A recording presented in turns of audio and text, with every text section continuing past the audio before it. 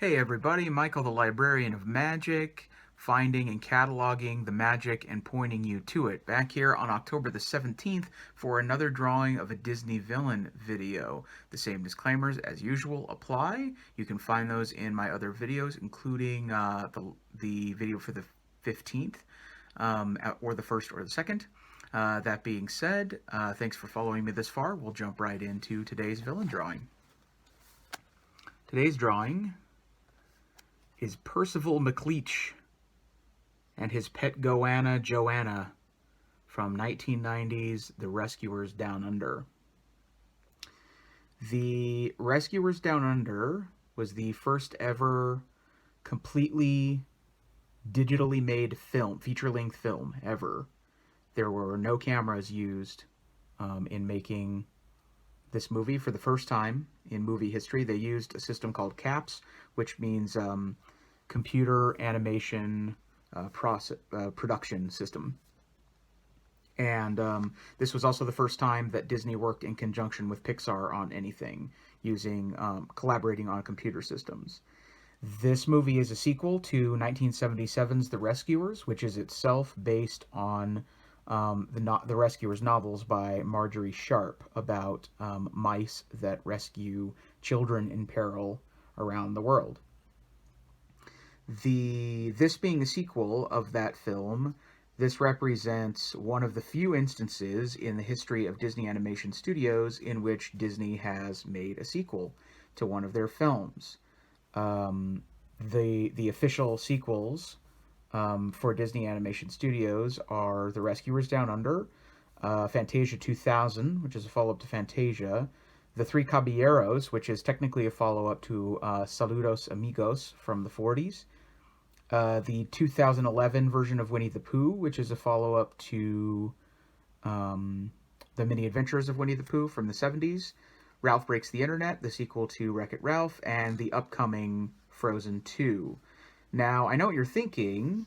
I've seen a bunch of Disney sequels, you might be saying to yourself, out there on the shelves, like Pocahontas 2, or Mulan 2, or Cinderella 2 and 3, even.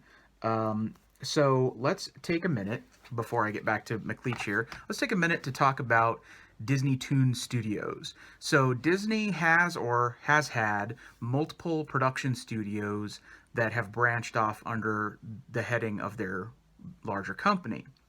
Disney Animation Studios, Walt Disney Animation Studios, are the studios responsible for those major theatrical Disney animated classics that you're very familiar with, going all the way back, starting with Snow White and the Seven Dwarfs, and going all the way up to the upcoming Frozen 2.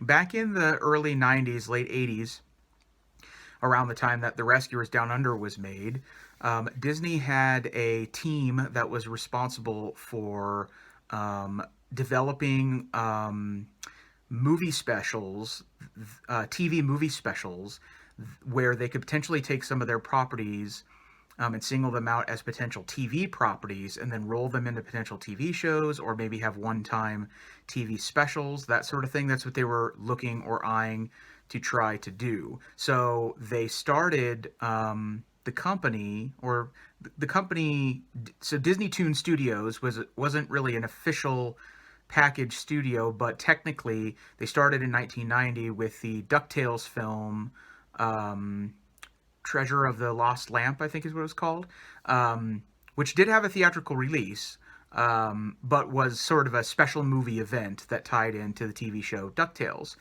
Then they singled out, after Aladdin was made, the animated movie Aladdin was made, they singled out Aladdin as a potential television property, and decided to make the movie Return of Jafar, which is a sequel to Aladdin. They decided to try to make that into like a TV movie special that could potentially roll out Aladdin as a animated show, which they did eventually after that. Aladdin became an animated TV series of its own.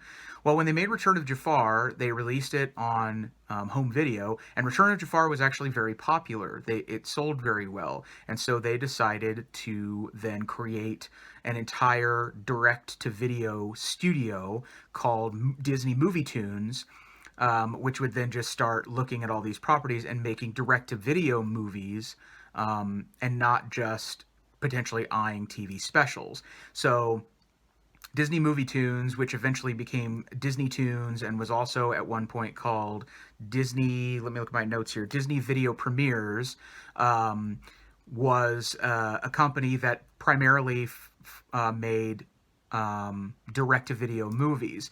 They existed from 1990 all the way until 2008. They just shuttered their doors in 2008, but they're responsible for those movies that I was talking about before: Cinderella 2 and 3, The Lion King 2, Simba's Pride, The Lion King 1.5, Pocahontas 2, pretty much most of the sequels you've seen. And they did still do some theatrical releases here and there, like Return to Neverland, The Jungle Book 2, and some of those.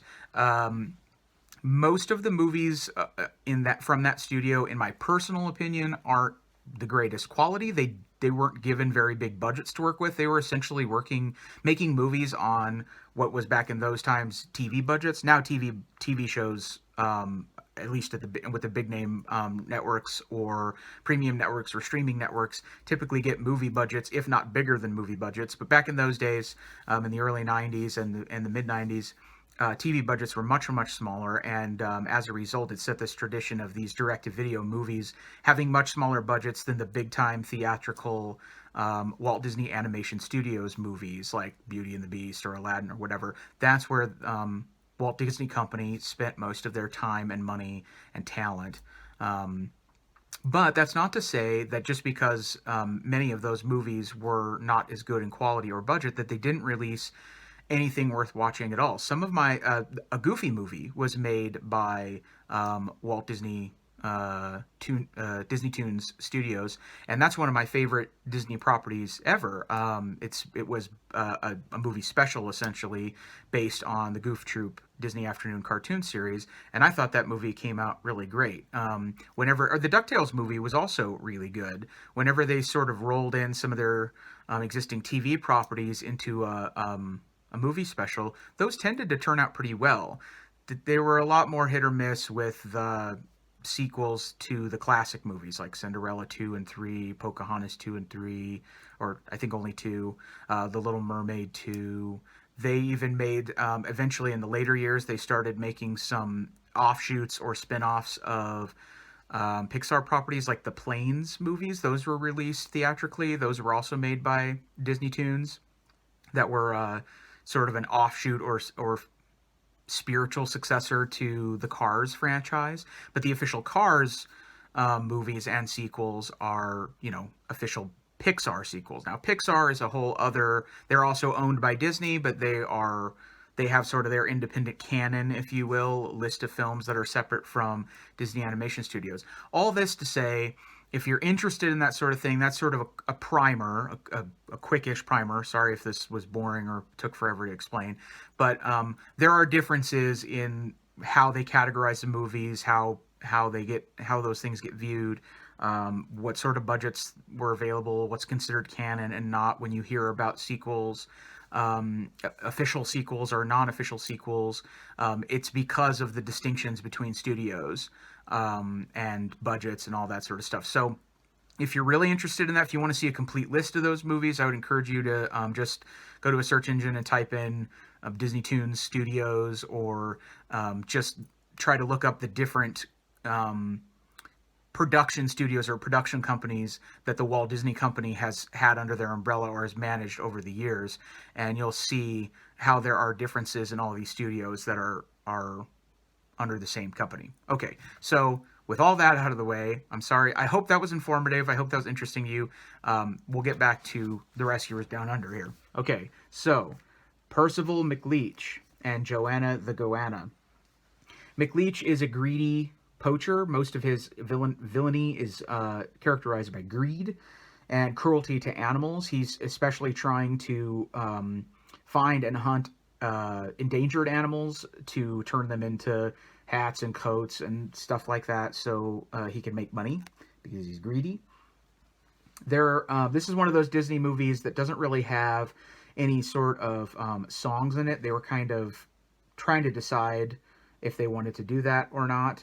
And as a result, Percival here, or Joanna, doesn't really have a villain song, although there is one point in the movie where Percival sings a pretty twisted, made-up version of Home on the Range, that demonstrates his evilness. Percival is voiced, McLeach is voiced by George C. Scott, who was an excellent actor who was in many, many roles. He is most famous probably for his role in Doctor Strangelove, which they actually used as in some sense, they used that performance as a slight inspiration or slight character model for McLeach. He played Ebenezer Scrooge in one of the much better, enduring versions of A Christmas Carol. I know that it's my father-in-law's favorite, but it's also very many other people's favorite too. And he does an excellent job as Scrooge in that. And then most famously, he played General George S. Patton in the film Patton, for which he won an Oscar for his performance. And he became the first actor ever to refuse his Oscar. He refused the Oscar on the philosophical grounds that he believed that each performance is unique and shouldn't be compared to any other performances. So he warned the Academy ahead of time that he would be rejecting the honor if he was given it, and they gave it to him anyway, and he did actually refuse the honor. But he was awarded the Oscar for his performance as General Patton. Joanna, the Goanna, who is really kind of the comic relief in the movie because McLeach is pretty dark. Killing animals. He endangers a little boy, which is why the rescuers have to get involved. He kidnaps the kid, and then also at one point is, really shows that he has no regard for the kid's life whatsoever, so long as he gets what he wants. But Joanna is the comic relief. She's always trying to steal eggs that either, regular chicken eggs that McLeach is trying to eat. She's always trying to eat those up. Or there's also a part of the plot involved where McLeach is trying to chase down this rare golden eagle called Marahute, who has these golden feathers that he wants to use for making things. At a certain point in the movie, you find out that Marahute has eggs of her own, and Joanna is trying to get to the eggs, and McLeach is trying to get the eggs for himself for poacher reasons. But anyway, their dynamic is sort of silly sometimes because she's always trying to snake stuff out from under him. It seems kind of weird that he would poach and murder all these animals and yet keep one for himself as a pet. But Joanna also, in addition to being sneaky and obnoxious, also tends to be useful to him once in a while. She's able to snatch up things and bring them to him. She has a little bit of intelligence where she can, hold keys away from... There's like a great scene where the kidnapped kid's trying to get away with the keys and Joanna is in the way. Anyway, she's a great comic relief. The vocalizations, the sort of animal noises, are voiced by a voice actor named Frank Welker, who's, I guarantee, is in the filmography or IMDb page of a bunch of stuff you know and probably love. He is really famous, actually, for doing lots of animal noises and creature noises and stuff in cartoons and voiceover. So if there's something that's had weird creature noises in it or animated, nonsense in it, he's probably the guy. Maybe not necessarily, but probably. But also really famously, as far as voice acting is concerned, Frank Welker is the voice of Fred on Scooby-Doo. He is the one and only voice of Fred there ever has been. All of the characters have been voiced many times over the years. I mean, other than the live-action movies, of course, with like Freddie Prinze Jr. or whatever. But in any animated incarnation of Scooby-Doo, period, Frank Welker has always been the voice of Fred. In 2002, he also started doing the voice of Scooby-Doo himself. And so Frank Welker is one of those guys that seem to be cropping up on this list a lot who have done the voices or vocalizations of a million different things. So yeah, this is my drawing of McLeach and Joanna. It's a really fun movie. I like their dynamic together. It's a really beautiful movie to look at. I like all the Rescuers movies in general. That's part of the reason why it's indelible to me is just that I enjoy the series. And so I decided to draw the villain because they just seemed like it would be pretty fun to draw. and also it'd be an interesting opportunity to talk about the series and DisneyToon Studios and all of that. So hopefully that was really informative to you. Hopefully it wasn't a drag to listen to that. But those are some of the things that are interesting to me. Figuring out all of that stuff is of interest to me. So hopefully that was interesting to you too, and I hope that you enjoyed my drawing, and that this was also magical in addition to being informative for you. I will be back tomorrow again with another drawing of a Disney villain, and I'm really appreciative that you are watching these videos and sticking with me. Hopefully you're learning stuff and having a bright spot in the middle of your day for the magical. Think about Disney a little bit, or something that's, not too heavy. So I hope that was great, and I will see you in the next one. Have a good day.